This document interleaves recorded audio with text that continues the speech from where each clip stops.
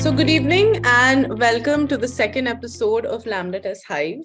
Hive is a masterclass with our leaders where they'll share knowledge gained through their journeys and experiences. I'm Gayatri, your host and employee branding lead for LambdaTest. Hi everybody, this is Madhuri. I am talent partner at LambdaTest. Awesome. So today we have with us our next leader, a product marketing expert with a knack for content, somebody who has great experience in cross collaboration, Navya Manoj. Hey, Navya. Hi everyone, I am Navya Manoj. I work with the enterprise marketing team here at LambdaTest. I will talk a bit more about myself while I am going through my presentation. Awesome. So before we begin, let me tell you who we are. LambdaTest is a leading digital experience testing cloud that helps developers and testers ship code faster. We have over 10,000 enterprise customers and 2 million plus users across the globe who rely on us for their testing needs. And on that note, I'm going to present my screen. Navya, over to you. Great. So as we were talking earlier, I don't know if any of you caught the conversation that we were having before this. So I'm Navya. So I have worked in many organizations before. So one of the common challenges I saw was the silos between different teams, right? And breaking down these barriers between teams was something I've seen in each of the organization I've worked with, like trying to overcome that. How do you improve collaboration between different teams? So I thought this would be a great topic, to talk about and share my experiences on that. Yeah, next slide, please, guys. Yeah, so as I said, let me introduce myself. I'm Navya. I'm basically an engineer by qualification, marketer by profession right now, and a foster mom and a pop parent of 2 cats by passion. So I've been working at LambdaTest since February last year. I'm based out of Bangalore. You can follow me on LinkedIn and you can follow me on Twitter. My Twitter handle is Tape Spectacles. We can, if you have any questions, you can reach out to me on either of those channels as well. About this talk itself, I wanted to be more interactive. Feel free to ask questions in between. If you have any opinions, please feel free to add on to that as well. And there are no stupid questions, so you can ask anything you would like.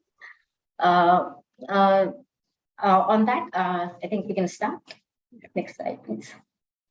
So, of all the organizations I've been working so far with, I've seen most of them do this as a team building activity. We've done that here as well, I remember. So how many of you are familiar with the Marshmallow Challenge? So basically the Marshmallow Challenge is a team building exercise where participants are given 18 minutes to build the tallest freestanding structure using only spaghetti, 20 sticks of dry spaghetti, tape, string, and 1 marshmallow. So this challenge was basically designed by Peter Skill-Man to test the group's problem-solving skills, collaboration, and to check out the creativity, basically. So when Peterman ran this experiment, he used different groups of people. There were professionals, there were recent business graduates, there were C-level executives, there were engineers, there were architects, and so on. He basically conducted this experiment on about 500 people. And based on that, what he noticed was a specific pattern where most of the team followed. So the first phase was understanding the problem, like what exactly we're supposed to do. So assigning roles, electing leaders, etc. The second phase was the planning phase, where they worked on a structure, they designed it on a paper, voted on the designs which they want to work on. The third and the most time-consuming phase was actually building the tower, right? So, and then finally, the last phase was the moment of truth, where you place the marshmallow on top of the tower, the ta-da moment. But more often than not, what he observed was that moment ended up being an oh moment for most of the groups. Um, so when he observed these results, can you go to the next slide please, Gayatri? This is what he saw. So the average height of the tower was 20 meters. So he saw that one group in particular outperformed the majority of the groups, and those were kindergartners, except for architects and engineers, of course, they were trained to do this. But why did that happen? Why did kindergartners perform better than CEOs or professionals for that matter? So one reason why kindergartners performed better, can you go to the next slide, Gayatri? Was the process, right? So what most of the groups did was, as I said, the phases I explained earlier. They understood the problem, they planned it out, they executed it, and at the end, they tried to put the marshmallow on the top, which most of the time ended up failing. But what happened with the kindergarten was they did not plan, they did not try to understand. There were no inhibitions. So what they did was they just started working and prototyping, and they tried to refine it every time. So on an average, he saw that kindergartners tried and failed at least 5 times before constructing a fully functional, successful structure. So one reason why kindergartners perform better in this challenge was their ability to collaborate and work together, right? Children at this age are basically still developing their individual egos, and they're more willing to work in groups without worrying about who is getting credit and who is getting recognized. So they're less likely to get inhibited as well. They're not embarrassed of sharing their ideas with others, and that leads to more creative solutions. Additionally, kindergartners have fewer preconceptions, right? So they do not have any clear idea of what a successful structure should look like. So which allows them to be more open-minded and creative in their approach. Overall, the kindergartner success may be attributed towards their collaboration, lack of ego, open-mindedness, continuous learning, as I said, the iterative process, all of which are great components for effective teamwork and problem solving. Next slide, please. What I think, based on the example of the marshmallow challenge I gave you, is critical for synergy between different teams in a company. I would say initially is collaboration. When teams collaborate, they bring their unique skill sets, expertise. It fosters creativity. They're working collaboratively. Uh, there is less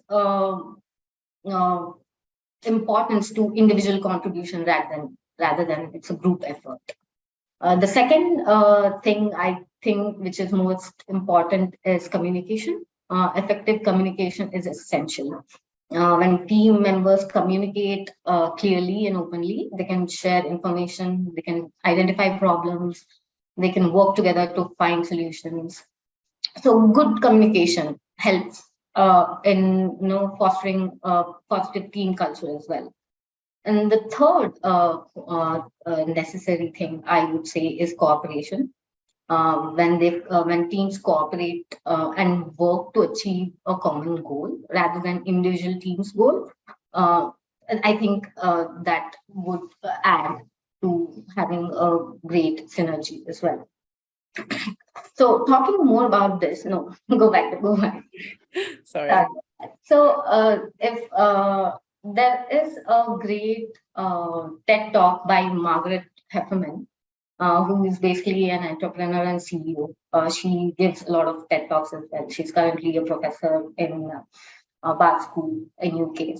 So in her TED Talk, which is named Why It's Time to Forget the Pecking Order at Work, so she talks about a study conducted by an evolutionary biologist called William Moore, who was based at Purdue University. And the study was on chickens, basically, to understand productivity, right? So Muir was studying the productivity of chickens, and he basically did it with two central groups of chickens. So he chose one flock of chickens where they were the average flock of chickens, right? So they're basically, how do you measure the productivity? Basically by measuring the egg count. How many eggs do chickens lay? And so he left one group of average chickens for sixth generation, and he compared them to another group of chickens he called super chickens. So the highest producing chickens were put together in a flock, and they were the superstar chickens.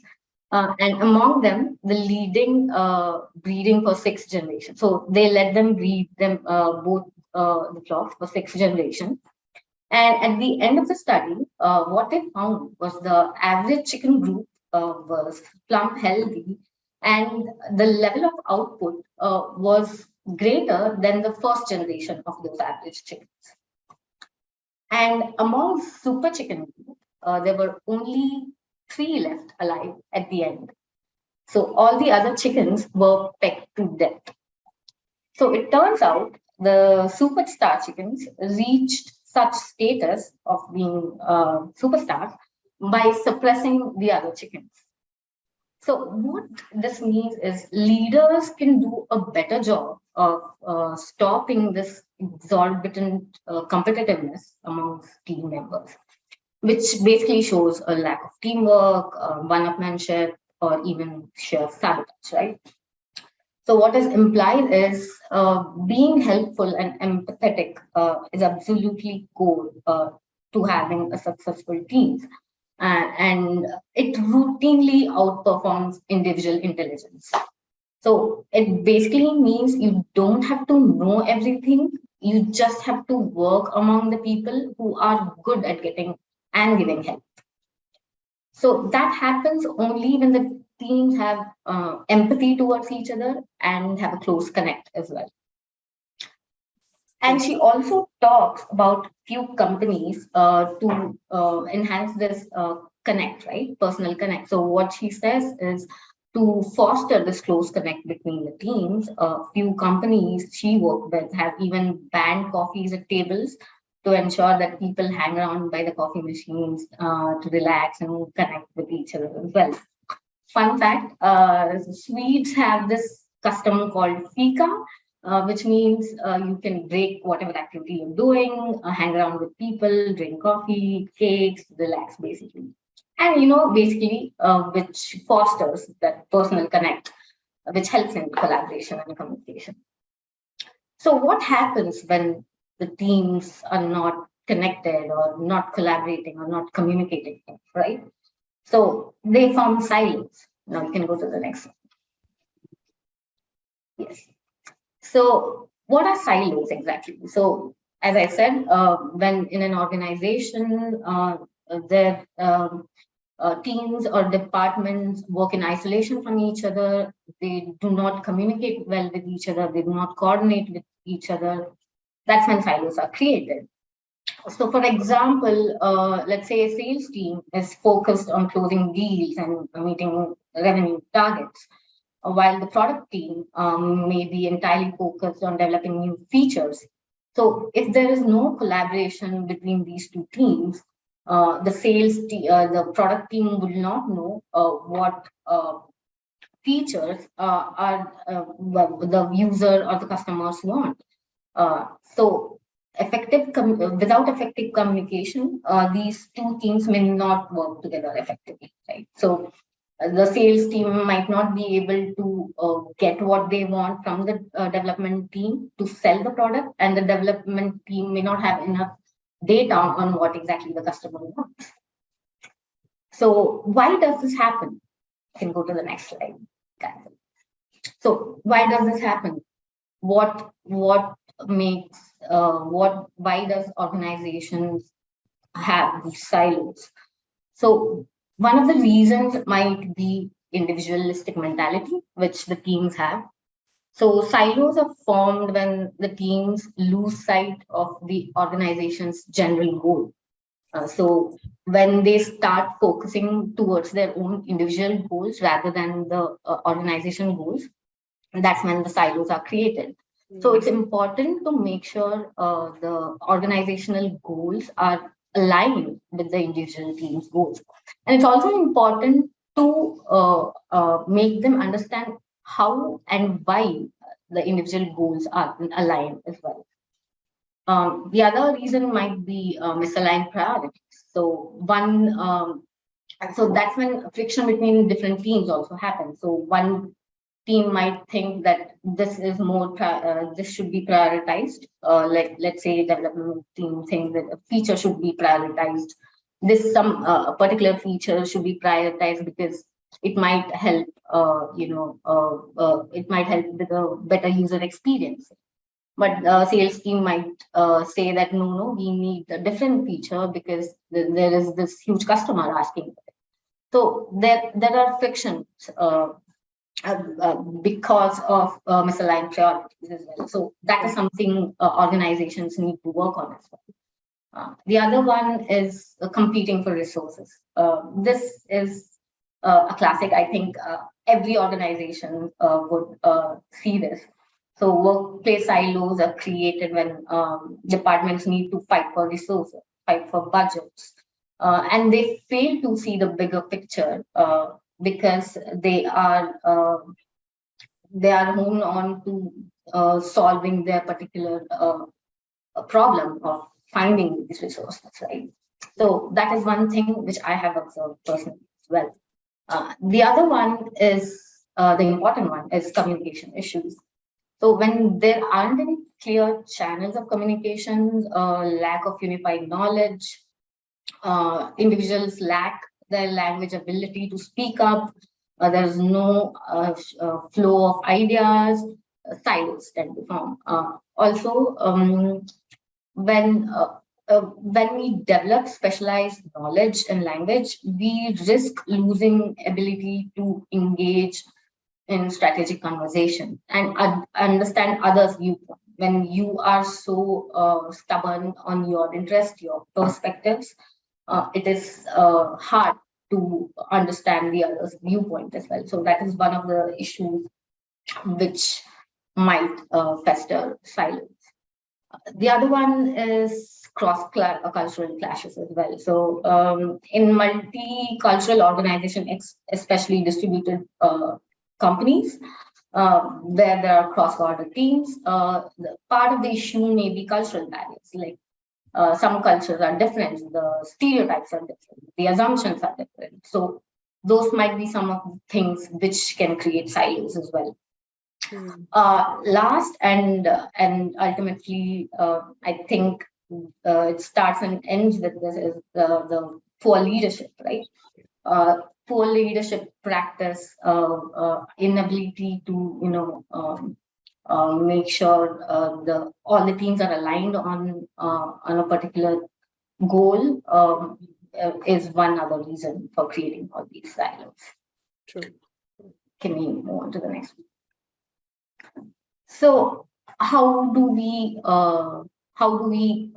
tackle this? What should we do? One major solution I would say is communication. Teams need to be transparent. When teams communicate effectively, they share their information, progress, goals, the challenges they're facing with other teams, right? So this helps create transparency within the organizations, allowing other teams to realize what their pain points are, what their responsibilities are, and where you stand.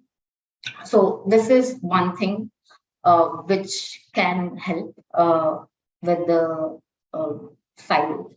The other one is better collaboration. So effective communication will enable teams to collaborate effectively. So when teams communicate clearly, they can work together, solve problems together. They lead to increased productivity, then leads to better decision making. And the other one is communication can also foster innovation, right? So when teams are able to communicate openly, share their ideas without inhibitions, they try to collaborate and come up with new innovative solutions. So there's always multiple solutions for a particular problem, right? Then it's not always one particular way to solve a problem. So this can lead to more ideas, more innovation, especially in startups. And finally, good communication can enhance trust among team members. When teams are able to communicate openly, they trust each other, they work towards their common goals, and this can lead to a more cohesive and collaborative startup ecosystem. So in my own experience, most successful collaboration is built on transparency and communication. So when each member of the team should have the visibility or into the goal and scope of the problem, and also what others are doing as a part of the work stream. So if I don't have any idea of what the other person's problem is, or what his thought process is, then I would not understand his perspective. Right? So to mitigate the risk of redundancy in the task, I think it's important to have effective communication between teams. Collaboration will likely fail if the knowledge is siloed as well. So it is important to share the knowledge. So make sure the information is shared among everyone. And that's why being transparent is the key. Yeah, we can go on to the next slide. This is a short clip on the communication gap that might happen. Can you just play it? Yeah.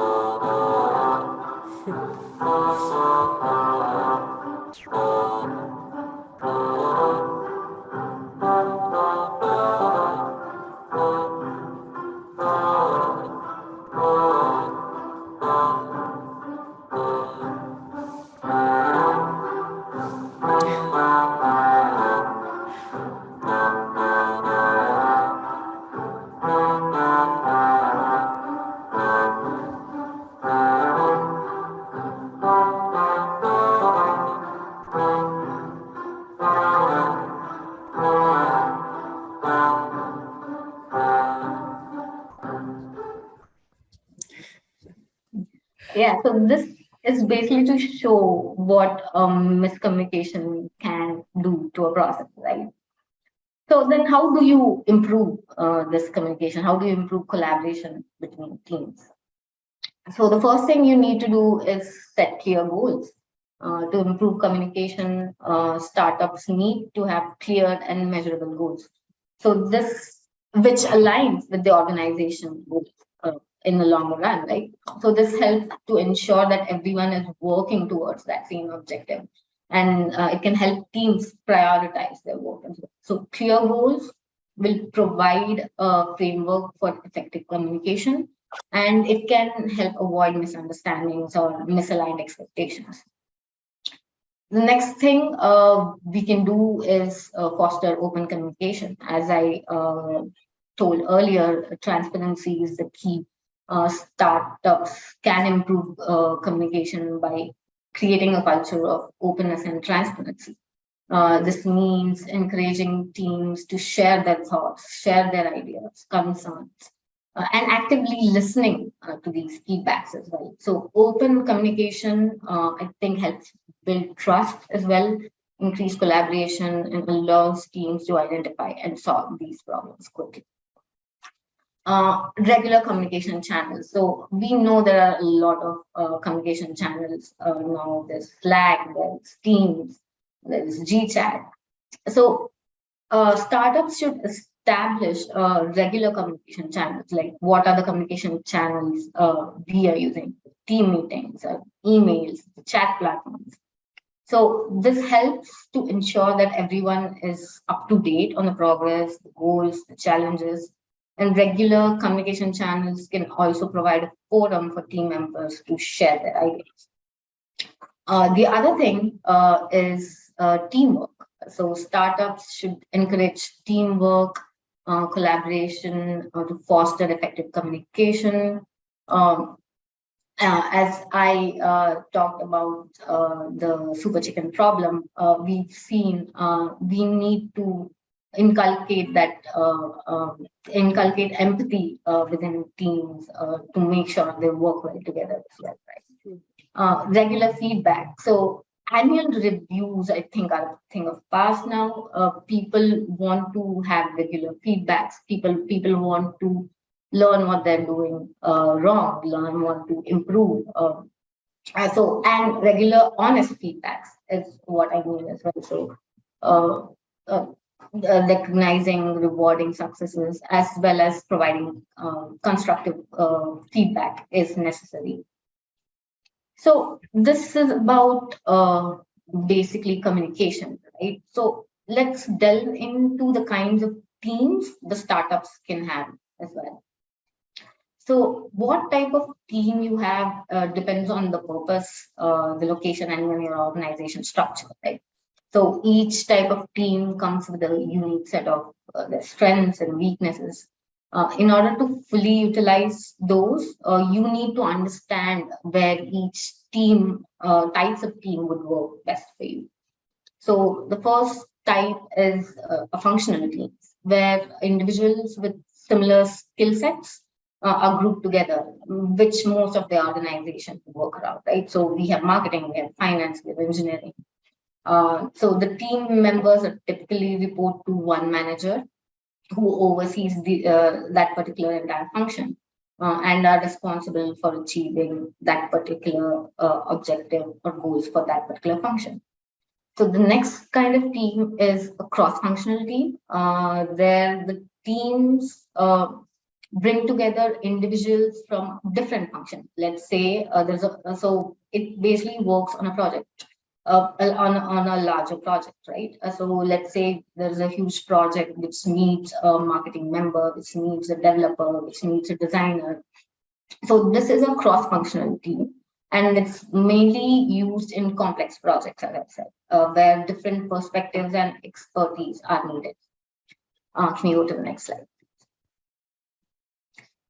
The other team is a matrix team, where the teams are formed to work for a specific project and goals, and consists of individuals from different functions. Again, but matrix teams are managed by both a functional manager and a project manager. So the function manager just takes care of that particular function in that particular project, while a project manager takes care of the whole end-to-end project, right? So overseeing an end-to-end project and ensuring that team members have that necessary resources.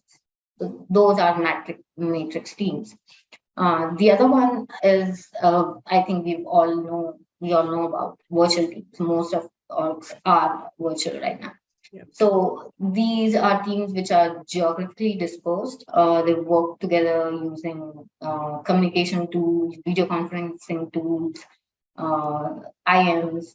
So post-pandemic virtual teams are becoming more and more common, as organizations want to tap into the talent from all over the world, right? So, however, virtual team requires the most important part for virtual team to be effective is communication and collaboration, right? So to make sure that all team members are on the same page and working towards the same objective. Yeah, can we go to? So I just want to talk about a case study of our organization, which again, which inculcates most of these. But this is an interesting case study which I came across, and I think it would be great to share as well. So I don't know how many of you know about it. Automatic was basically founded in 2005, and it's most notably noted for WordPress, which we all use. The company's name is a play on the founder Matt Mullenberg's first name and the word automatic.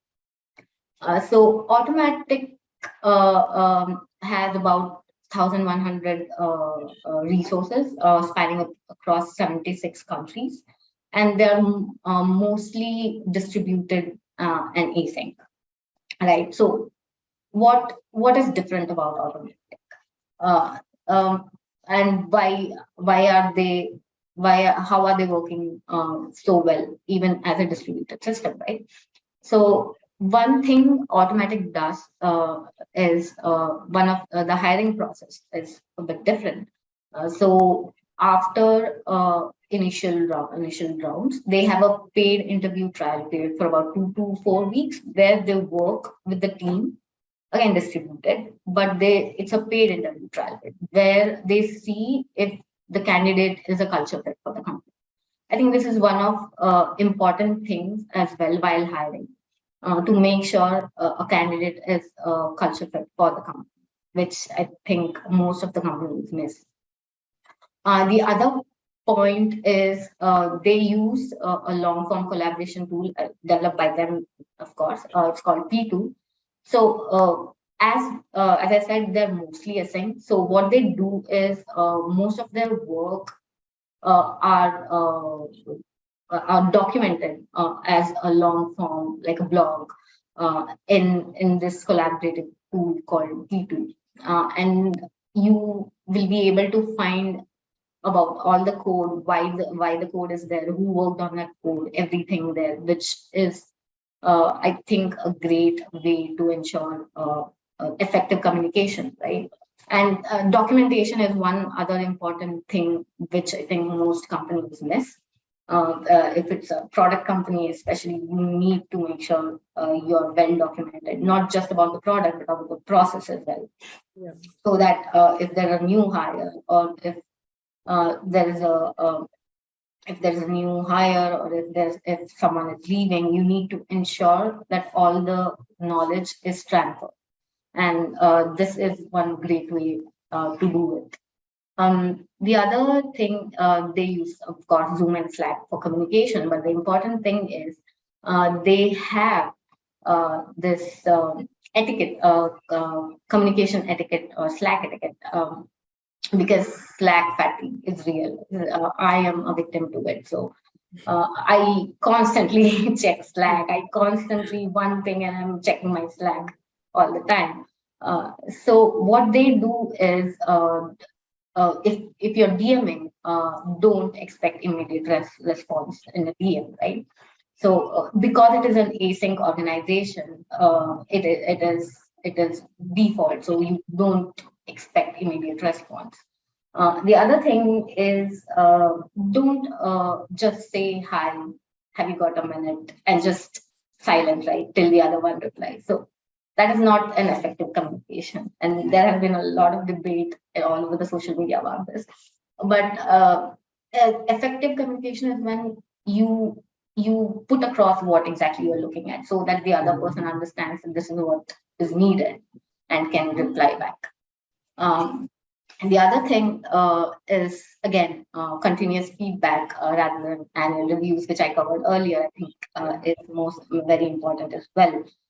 So what they do is they do this continuous feedback on the performance, where each individual is given a feedback on what they can work on, or what they have been doing great.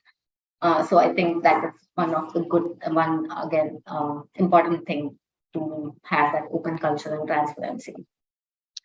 So there have been many questions where people ask, like, is there such a thing as too much communication? Is over communication a thing? when I was working with a completely distributed organization before, one of my managers used to tell me, it's okay to overcommunicate. Make sure you overcommunicate because things might miss. People might miss things if you've just sent a mail. It might they might not read it. If it's in a Slack message, they might completely miss it. So it's okay to over communicate, especially in a distributed environment, right? And automatic, especially have this thing called the automatic creed, which is basically a statement of things, which is important to them, kind of like guidelines. So in that, one of the statements they have is, I will communicate as much as possible because it's the oxygen of a distributed company, which I find very cool because I think it is important to over communicate so that the message is not missed. So yeah, I think one of the great things about this case study for me was to understand how distributed companies like that can function. Yeah, we can go to the next one. So basically, breaking down silos in a startup team is crucial in today's environment because silos hinders communication, right? They lead to inefficiencies, they lead to missed opportunities. Working together across teams and functions creates improved communication. So when I work with different teams in my organization, I work with sales, I work with product, I work with design. I think that improves efficiency. It makes sure we deliver a great customer experience. It makes sure we have great innovation as well.